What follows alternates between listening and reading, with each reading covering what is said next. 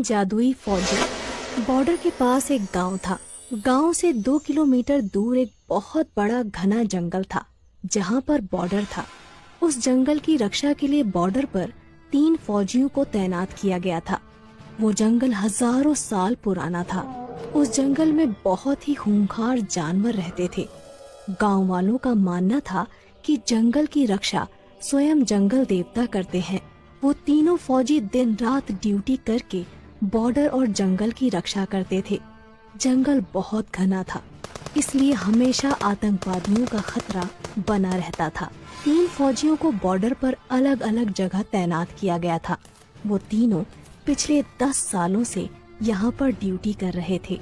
तीनों फौजियों की देशभक्ति और जंगल की रक्षा देखकर वन देवता बहुत प्रसन्न हो जाते हैं और एक दिन वन देवता अपनी वन देवी से कहते हैं, देवी, ये तीनों फौजी पिछले 10 सालों से हमारे जंगल की रक्षा कर रहे हैं।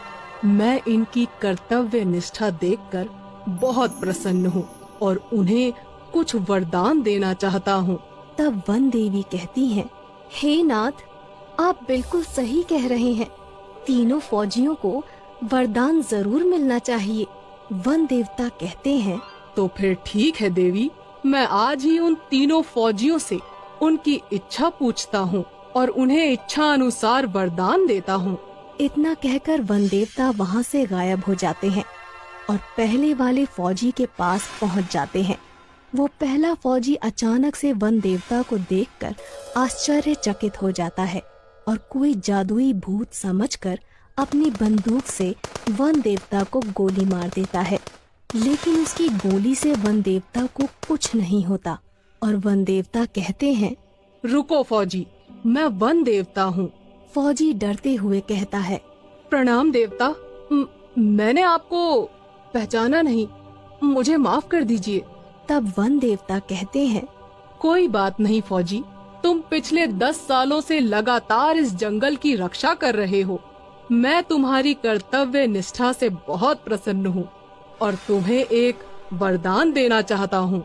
इतना सुनकर वो फौजी बहुत प्रसन्न होता है, लेकिन फिर वो सोच में पड़ जाता है कि वन देवता से क्या वरदान मांगूं।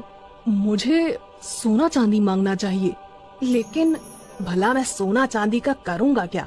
वैसे भी मेरी उम्र रिटायरमेंट होने को है। तब वन देवता कहते हैं, क्या सोच रहे हो फौजी? तुम जो भी वरदान मांगोगे मैं तुम्हारी इच्छा अवश्य पूरी करूँगा। तब वो फौजी कहता है, वन देवता, मैं सोच रहा हूँ क्या वरदान मांगू। तब वन देवता कहते हैं, मुझे कोई जल्दी नहीं है, तुम चाहो तो अच्छी तरह से सोचकर वरदान मांग सकते हो। तब तक के लिए मैं चलता हूँ। इतना कहकर वन देवता अंतर ध्यान हो जाते हैं। वन देवता के जाते ही वो फौजी लगातार सोच में पड़ जाता है कि उसे क्या वरदान मांगना चाहिए। वो अपने मन में सोचता है, मेरे पास भगवान का दिया हुआ सब कुछ है। एक अच्छी बीवी है, 2 बाल बच्चे हैं और सभी की जिंदगी खुशी खुशी गुजर रही है। मुझे अपनी देश की रक्षा के लिए कुछ मांगना चाहिए। वो पहला फौजी काफी देर तक सोच विचार करने के बाद वन देवता को पुकारता है। वन देवता तुरंत वहाँ प्रकट हो जाते हैं। बोलो फौजी, तुम्हें क्या वरदान चाहिए? तब वो फौजी कहता है, वन देवता जी, मेरे पास सब कुछ है, लेकिन आप मुझे एक जादुई बंदूक प्रदान करें। उस बंदूक से मैं जो कुछ भी मांगू मेरी वो इच्छा पूरी हो जाए। इसके बाद वन देवता कहते हैं, जैसी तुम्हारी इच्छा, मैं तुम्हें एक जादुई बंदूक प्रदान करता हूँ। इस बंदूक की मदद से तुम कुछ भी कर सकते हो। इसके बाद वन देवता उस फौजी को एक जादुई बंदूक प्रदान करते हैं और वहाँ से गायब हो जाते हैं। वन देवता के जाते ही वो पहला फौजी कहता है, मुझे इस जादुई बंदूक का टेस्ट करना चाहिए। मुझे बहुत तेज भूख लगी है, मुझे शाही खाना चाहिए। और इतना कहते ही उस फौजी के सामने बहुत सारा शाही खाना प्रकट हो जाता है। वो फौजी खाना खाने लगता है। इसके बाद वन देवता दूसरे फौजी के पास पहुंचते हैं। दूसरा फौजी उस समय जंगल के पास मौजूद एक तालाब में नहा रहा था। वन देवता को देखते ही वो फौजी थोड़ा घबरा जाता है और कहता है, अरे तुम कौन हो? तब वन देवता कहते हैं, घबराओ मत फौजी, मैं वन देवता हूँ। तुम पिछले 10 सालों से मेरे जंगल की देखभाल कर रहे हो।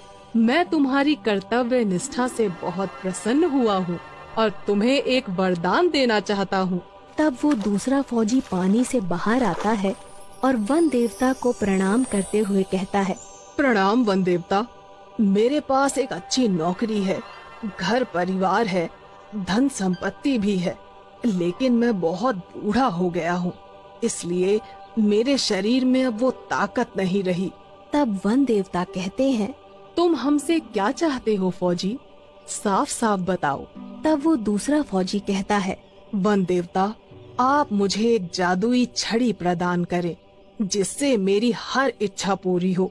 वन देवता अपने जादू से एक जादुई छड़ी उस फौजी को दे देते हैं और वहाँ से गायब हो जाते हैं। जादुई छड़ी पाकर दूसरा फौजी बहुत खुश होता है और जादुई छड़ी से कहता है, हे जादुई छड़ी, मुझे फिर से जवान कर दो। और इतना कहते ही वो जादुई छड़ी उस फौजी को फिर से जवान और ताकतवर बना देती है। अपने ताकतवर शरीर को देखकर वो फौजी सब कुछ भूल जाता है और अहंकार में आकर जादुई छड़ी से कहता है, जादुई छड़ी, मेरे चारों तरफ बहुत सारे आतंकवादियों को खड़ा कर दो ताकि मैं सबको मार सकूं। इतना कहते ही उस फौजी के चारों तरफ बहुत सारे आतंकवादी प्रकट हो जाते हैं। फौजी अपनी बंदूक से एक आतंकवादी को गोली मार देता है, लेकिन इससे पहले कि वो फौजी सारे आतंकवादियों को गोली मारता, सभी आतंकवादी मिलकर उस फौजी पर गोलियां चलाने लगते हैं और उस फौजी की मौत हो जाती है। इसके बाद वन देवता तीसरे फौजी के पास पहुंच जाते हैं। इस समय तीसरा फौजी सो रहा था क्योंकि वो रात भर बॉर्डर पर ड्यूटी करता था। वन देवता उस तीसरे फौजी के सपने में आते हैं और कहते हैं, उठो फौजी, कुछ लोग जंगल में पेड़ काट रहे हैं, जाओ और जाकर उनको रोको। इतना सुनते ही वो तीसरा फौजी अचानक नींद से जाग जाता है, लेकिन उसे अपने आसपास कोई नहीं दिखाई देता। वो कहता है, कहीं मेरा सपना सच तो नहीं था, मुझे जंगल में जाकर देखना चाहिए। वो फौजी तुरंत अपनी बंदूक उठाकर अपने इलाके में छानबीन करने के लिए जंगल में निकल पड़ता है। तभी उसे सामने 2 लोग पेड़ काटते हुए दिखाई देते हैं। फौजी चिल्लाकर कहता है, कौन हो तुम लोग और इस जंगल में आने की हिम्मत कैसे हुई?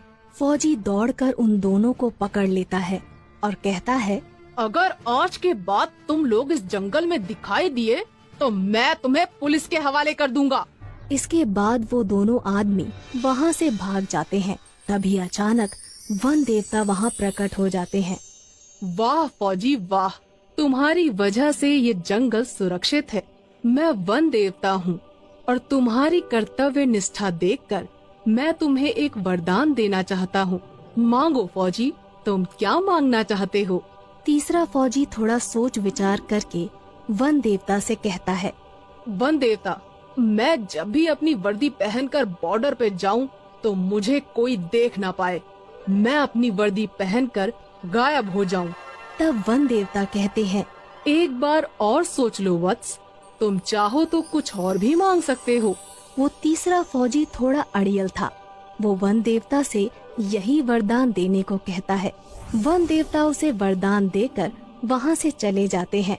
अब वो फौजी जैसे ही अपनी वर्दी पहनता था, वो किसी को दिखाई नहीं देता था। तभी जंगल में वहाँ आतंकवादी आ जाते हैं, जो दूसरे फौजी ने जादुई छड़ी की मदद से प्रकट किए थे, और फौजी उन्हें देख लेता है। पर वो फौजी किसी को दिखाई नहीं देता क्योंकि उसने अपनी वर्दी पहन रखी थी। फौजी अपनी बंदूक उठाता है और एक एक करके सारे आतंकवादियों को मार देता है।